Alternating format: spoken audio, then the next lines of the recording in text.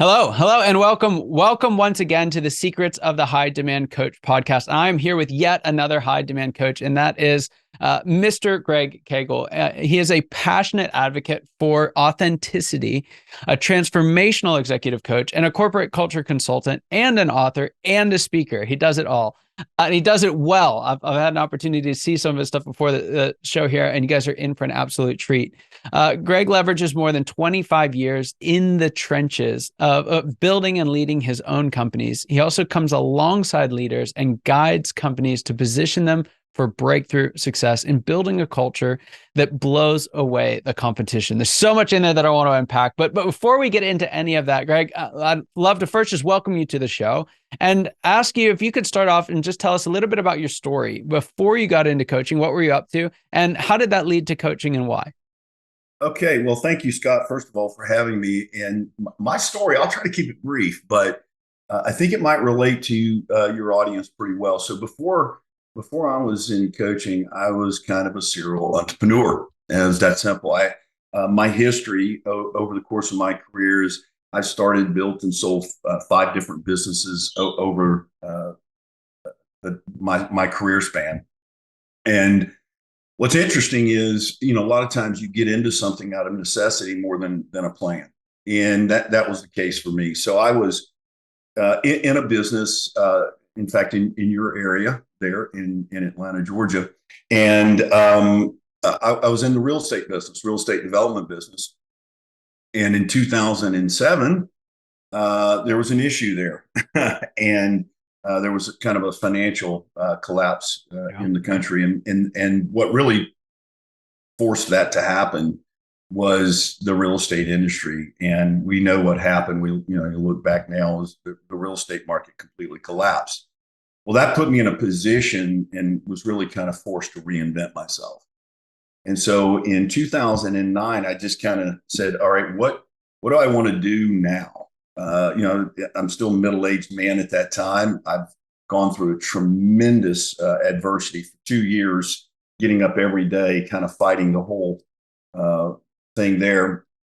And so, life wasn't too good at that time. And I said, well, what do I need to do? I need to reinvent myself. And I just kept coming back to the fact that all I knew was business. I started my first business when I was 28 years old. And one of the things that I tell a lot of my clients when I work with them is what makes me probably someone you might want to listen to is I've been there and I have failed many times. I have succeeded a few more times than I've failed. And I've got a lot of in the trenches scars, in business. So I looked at it and I said, well, that's all I've ever known. And I just kind of decided that, hey, if I can't be in business, maybe I can be an advisor, someone that walks alongside of folks that is walking the trail that I've walked. And so that's kind of how I got into it slowly but surely. And now it's ballooned into a pretty large endeavor. Well, that's fantastic. So tell us a little bit about who you work with now, and what would you say is the most important work that you do for them? Well, I work with a lot of folks. I'll pick out a couple that I really enjoy working with. I work with a steel manufacturer, public company steel manufacturer out of Fort Wayne, Indiana, Steel Dynamics, one of my favorite clients. They have locations all over the country, very large organization. I love working with those folks because one of the things they've asked me to do is help some of their frontline leaders understand what it takes to be the next level of leader. And so I really, really enjoy that because these guys are really hungry. They're open. They want to learn. Most of them don't have any kind of formal leadership training or any kind of business training. And so I really love working with those guys. Probably the other organization that I work with that really is a lot of fun and I've learned a lot from is Army Special Operations Group. So I got introduced to them about 9 years ago. And, these are the elite guys of the Armies, the special operators. They do extraordinary stuff. And it's very interesting because I got introduced to them to come in and help them understand leadership better, which kind of made me curious. I mean, what do I teach these guys about leadership? But that has been a phenomenal relationship. And I think the biggest thing there is helping those guys understand that leadership is a lot more than just authority and title, which is prevalent, in the military. Leadership is about understanding people, building strong relational chemistry within your team, and then leveraging that for a higher performance level. So those are two examples. Anyway. Yeah, fantastic. And so one of the things you mentioned that I want to pull out, because I've not actually had an opportunity to dive in on this particular topic with somebody, but that is how, as a leader, do you develop frontline leadership? Because leading from the top, if you will, of an org chart, or the C-suite, or whatever you want to call it, the senior leadership team is in some ways the same set of skills, but in other ways a very different set of skills to those who are leading from the front lines. So what do you do to, first, what does it take to succeed as a leader at the front lines? Well, I think, the front line is where everything happens. We give a lot of attention to the C-suite, and rightfully so. I mean, the leaders in the C-suite, they cast the vision. They really are responsible for the direction of the organization, all the different strategic initiatives. But at the end of the day, the frontline leaders are the ones that are executing on everything that the business needs executed on. And so one of the things that I help frontline leaders understand is two things. Do you understand the purpose at which you're trying to serve? And can you make sure that the people you're leading right there on the front line that are delivering every single day, do they understand that brand promise? Do they understand the purpose that they're serving? So that's number one, and keeping that in the front of mind awareness at all times. Mm-hmm. And then the second thing is, again, at the end of the day, it boils down to relationships. What kind of connection have I created with the people I'm leading? Do they feel a responsibility to each other? Do they feel a responsibility to the organization? Is there an emotional connection? I tell leaders this all the time. Goals are achievement driven, but sustainability is emotionally driven. People cannot sustain a high level of performance for any given time if they don't have an emotional connection. That happens on the front line, by the way. I mean, what are the chances of a frontline employee in a major corporation spending any real quality time with any leader in the C-suite? It just doesn't happen. It's not logistically possible. But that emotional connection has to occur right there in that band of frontline peers. And that's a big part of the leader's responsibility on the front line. Yeah, that's so good. That's so good. What do you find stands in the way of putting first things first? So taking the purpose of the organization and building the relationships. What I found with most leaders, there's a temptation to do something else, right? That is good and probably helpful to some extent, but it's not good and helpful because it's taking away time from those higher leverage activities. What do you find that those frontline leaders are getting distracted by or giving too much time and attention? Well, again, part of the answer to that question is dependent on what kind of business you're in. Are you're in a service organization where you're serving people on the front line, or are you in a manufacturing, where you're actually producing something there on an assembly line?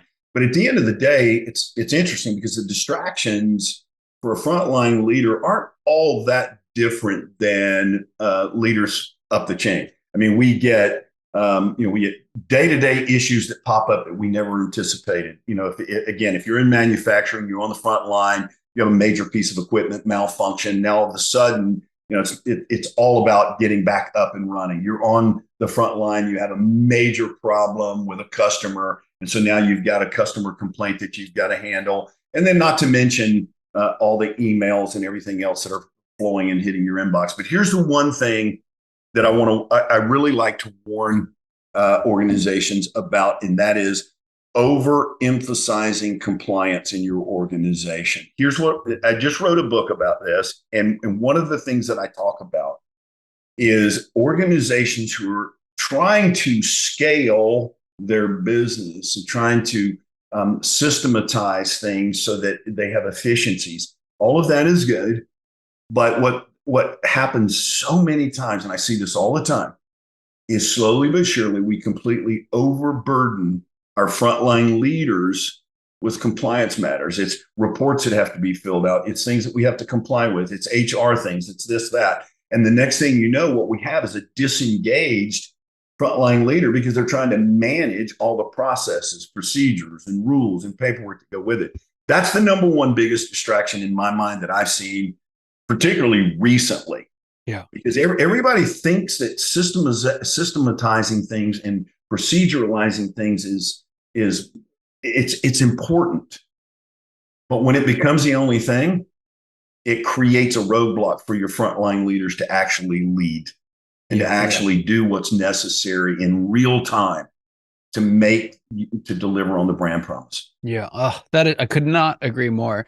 The language that we use for that, which I mean is exactly what you're describing, is systems and processes are what get you out of the uncomfortable stage that we call whitewater, right? You've got this growing organization, and then all of a sudden it's just fumbling all over itself. It's kind of like the teenage years. You know, your feet are a little bit bigger than the rest of your body, and like it's just awkward and it doesn't work well. And what do we find? Okay, some discipline and system and process is what gets us up out of that problematic period and creates an enormous amount of success. It's what pulls you into the stage we call predictable success. But then what do we do as leaders? You know, we just, if that worked there, then of course it's going to work today. And you're right. It's just little by little by little. It's not overnight. It's not this sudden catastrophic event. No, you kind of wake up one day and, you know, form edges out function. You know, the checklists become more important than whatever the checklists were there for in the first place. And now you're in treadmill is what we call it. You know, you're just kind of spinning your wheels, you're doing the thing, but it's not working anymore. And it's so important for folks to recognize that just because something worked to create the success you're experiencing today does not mean it's going to be the thing that creates the success in the future. Scott, man, listen, thank you for saying that, because I've talked to a lot of people about this, and I think I saw you dial in on that immediately, and I could tell you either have experience with that or you've seen it, or, you know, it's kind of one of those things that you're hypersensitive to. I got to tell you something. That's rare. In fact, can I tell a quick story? Yeah. That's why we're here. All right. So this is a great example. So I'm coaching this guy that I've worked with for a number of years, and he has this tendency to work with startups in the technology business. And so he kind of, like, every 2 or 3 years, he jumps ship. And you see that a lot out there today. But what was interesting about him, it seemed like every time he just started getting his settled and really getting into a cadence and a rhythm, that organization would get bought out. And here's a great story for you. So recently, same thing happens. He's really doing great. He's really a high performer for this organization. He's in sales, and they get bought out. And so here's a great story. He gets a phone call from one of his largest clients, and the phone call sounds like this: "Hey, we're having a meeting here, and we need you to come in because we're kind of laying out our budget for the next year and what we're going to, invest in, and so on and so forth. We need you here to represent your product, so we make sure we budget what we need to budget for." Now, that's a salesperson's dream, right? So immediately what he does, he makes hotel reservation, books his flight, preparing to go. He gets a phone call. He gets a phone call from HR, and they say, and remember, now this company just got bought out by a larger conglomerate. They get a phone call and says, "Well, you can't go on that trip just yet." Well, why not? Well, because we have a program. We have certain arrangements with hotels and airfare and with airlines. They literally told him he could not go on the trip until he went through this process, which, by the way, if he goes through this process, he misses the meeting, right? Now, I know this sounds crazy to a lot of people, but this is something I encounter. And so, he had a choice to make right then and there. And of course, he made the right choice. He went on, he did the trip, and he dealt with it, later. But this is an example of how systemization, and here's what winds up happening. A lot of leaders don't think about this. An overly compliant environment, culture is what I call it in my book about culture. An overly compliant culture leads the organization's people into complacency because they show up for work and they go, well, okay, just tell me what to do and I'll do it. Yeah. It's not that they're not working. It's just they're focused on whatever it is you tell me to do. That's what I'm going to do. What's the rule? What's the process? What's the procedure here? There's no innovative thought. There's no creative thinking. There's no real-time thinking critically in terms of situations that arise that require me to be an independent thinker and handle the situation. Yeah. And that's when businesses are in dire trouble. Yeah. I think the real scary part about that is once you achieve that as a leadership, like you've gotten what you wanted, right? You've got people who do what they're told, who line up, who execute on it. It actually feels like we've arrived. It feels like we've finally created the thing that we've wanted for at least a while. But the way that we describe it is you're actually stuck in the big rut. And the difference between the big rut and that treadmill period is you don't recognize there's a problem anymore. The sales rep who's throwing up his hand saying, what the heck is going on is gone, right? Like they left a long time ago and we're like good riddance, but that was the thing that was keeping us out of, this being stuck as an entire organization. And so, yeah, I mean, you're 100% right. And we see it all the time. And, so often we look at the stories of great companies and we look at how they lose their way. And we're quick to say like, oh, the market moved on or some type of external factor happened. But if you really go into the organization, you really look at what's happening, they died a long time ago, right? I was walking through, we get these crazy storms here in Georgia. You lived here for a little while. And I was walking through the woods after this really, really intense windstorm back behind our house. And there was this huge tree that had completely toppled over. Like couldn't put my arms around it if there were two of me, just giant tree. And from the outside, everything looked perfect. But when it fell over, you could see inside and the whole core of it had rotted out. And that's what these organizations are like, and we blame the wind, right? But it's the rot and decay that's been happening for decades. Great. That's a great analogy. Great analogy. Yeah. Fantastic. So let's go one more step on this. So let's say you're working with a client and senior leadership asked you to come in with frontline leaders, and you get in there and you immediately sense, okay, they're driving through compliance. There's something wrong here. What do you do in that situation? Okay, this is a great question because I never really worked with frontline leaders in an organization until I first helped the higher up leaders that in the C-suite, at the VP level. I say, look, every leader casts a shadow over culture, and before I can work with frontline leaders, I got to understand what shadow are you casting over culture. What is it that you are making most important through the messaging that you're doing in the actions that you're taking and the way you're interacting with people. And basically, I help them understand there are 4 different dimensions of their culture, and how they lead each one of those dimensions is absolutely critical on delivering on the front line and really delivering on the brand promise. And so we have to have that. We have to talk about that. And here's what I almost always find is what the higher up leaders think they're creating in culture is not what they're creating. Let's go back to the compliance thing for a moment, because that's actually one of the dimensions of culture that I talk about, the compliant dimension. Well, it is designed to create order and structure in business, and order and structure in business is good, right? And processes and procedures are necessary there to eradicate problems of the past or to capture efficiencies that we want to continue to move forward in the business. But when it gets overblown, it's trouble. So what do we talk about? We say, listen, the first thing that you've got to understand is your compliance has got to be in that 80% bandwidth. So if it doesn't serve 80% of what's going on in your business day to day, get rid of it. If it's on the outer fringes and it's only addressing something that's likely to happen once every now and then, we're overdoing it. And so we talk about that. And then we talk about the different business deliverables every organization is responsible for. Executing on strategy. Does this help execute on our strategy? If the answer is yes, we should keep it. The answer is no, we should get rid of it. Navigating crisis and adversity. Every organization will eventually be hit with adversity or crisis. And does this help prepare us to be prepared for adversity or crisis if it hits? The answer is yes, we keep it. So we go through that process. Once I have that understanding, I now go and I begin to deliver that message to the front line and say, okay, let's talk about this. And they actually help give me feedback that allows me to tell the C-suite, hey, we've got probably 15, 20% distraction on the front line that we can get rid of just like that. Yeah. And then you get their attention. Yeah.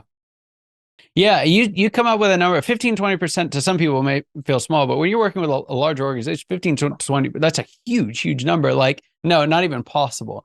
But yeah, I've found that more often than not, that's true. More often than not. So, all right, we've got to get here because I just can't wait any longer. This is my favorite part of the show, but I'd love for you to share with us, what is the biggest secret that you wish wasn't a secret? What's that one thing that you wish everybody listening knew today?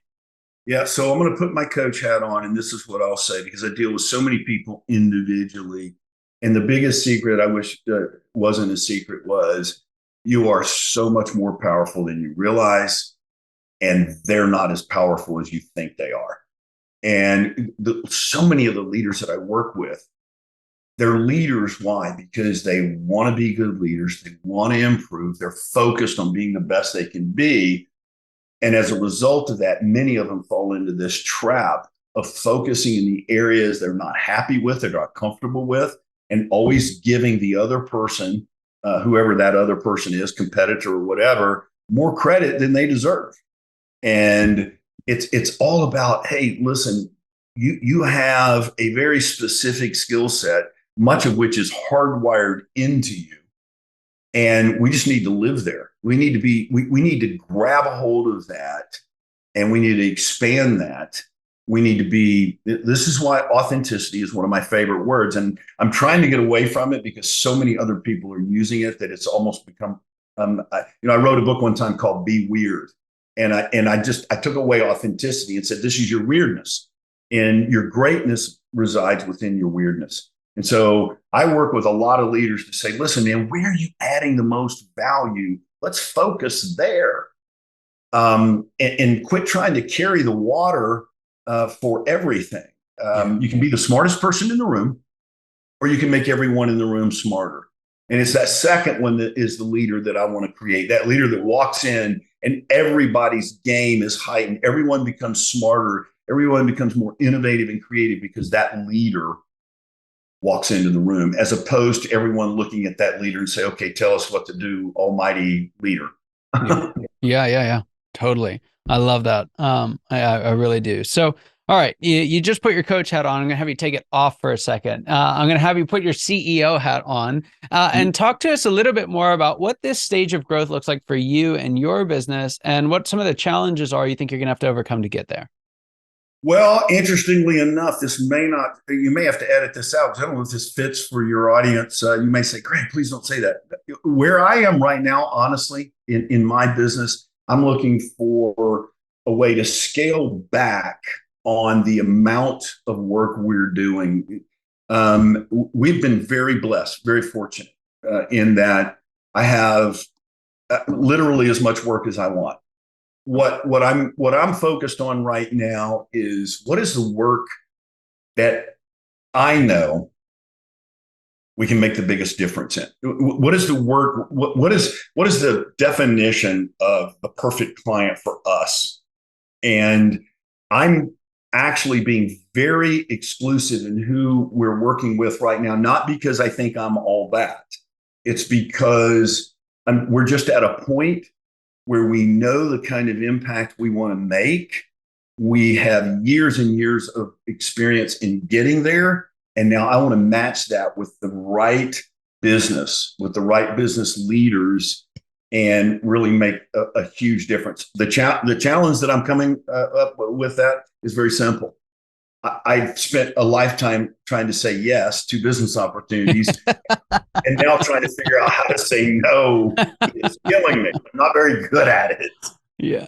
That's my biggest challenge. We can't edit that out. It was one of the best pieces of advice we've had on the show because, you know, bigger is not better, but better is better, right? And there are times and seasons, and sometimes just the overall direction of where we're going, and other times when saying no is the absolute best thing you can do for your organization. And especially for those leaders, which is most leaders in my experience, what they're really trying to do is create impact. And we're used to creating impact by saying yes, going big, making big promises, and finding a way to scramble and deliver on them. But there are times when, you know, that strategy is appropriate, and that strategy will earn you the right at some point to also be able to say no strategically. So I think that's phenomenal. You know, it takes some vulnerability to jump on and say that, right? Because it can get misinterpreted so many ways, and it can look so different. But I think there's definitely folks listening here today who that's some of the best advice they could hear right now, is that a strategic no is worth 1,000 yeses. Well, Scott, if I could just to draft off of that for 1 second, and I know we're up against the clock here, but here's what I've really discovered over the past 2 or 3 years, and I discovered this through my work with my clients. When we focus on 100% impact, what truly is it that we really want to deliver, and what is the impact that we want to have, and we put all of our thought and effort into producing that, here's what happens. The growth opportunities that most entrepreneurs are looking for, that is a byproduct of strategic yeses or nos. And sometimes taking a piece of business for short-term growth can absolutely be the kiss of death in terms of your reputation or your, you know, whatever it is you're trying to deliver. And so it doesn't have to be either or is what I'm getting at. Yeah. You can still have long-term sustainable growth by focusing on what do I really need to say no to today? Yeah. And I think that's a lesson a lot of entrepreneurs miss. Yeah, that's so good. So good. So as we were talking, you mentioned a book, and I'd love for you to just give us, 60 seconds on what the book's about and where we can find it. Real simple. It is a book on culture. And what I do is I help the reader understand a few things. You're going to have a culture, whether it's by design or default. And I encourage leaders to think more about the culture they're creating than in the area where they're most comfortable in leading. They're so comfortable leading in reports and different strategies and all these things that hit their desk and all this data. And I'm not saying that's not important, but what really delivers is culture. And leaders need to focus more on their culture. And so we help them understand that. And then we help them understand there's 4 distinct dimensions of culture. 3 of those are very positive and require a specific kind of leadership. 1 of those is negative and always look to be avoided and eradicated in your organization. And leaders are the ones that set the tone for culture. And we give them this map of how to build not only a healthy culture, but to balance the different elements of culture so that one doesn't get out of balance with the other. As we were talking about earlier, compliance getting out of balance has the negative effect. Well, that is true of the other 2 dimensions as well, which we call committed and courageous. But that's pretty much where it is. And I mean, they get it on Amazon, Barnes & Noble, Books A Million. Pretty easy to find. It's called The 4 Dimensions of Culture and the Leaders Who Shape It. So it's a leader culture connection type of book. Awesome. The 4 Dimensions of Culture and the Leaders Who Shape It. We'll add a link in the show notes. Go out and get a copy today before you forget. You will not regret it. Greg, thank you so much for being on. It was an absolute pleasure having you here. I so appreciate you taking the time. And for everyone listening, your time and attention mean the world to us. I appreciate you spending some time with us today. I hope this conversation was as helpful for you as it was for me, because I know from my end of things, it was amazing. And I think it will be for you as well. We will see you next time. Until then, have fun.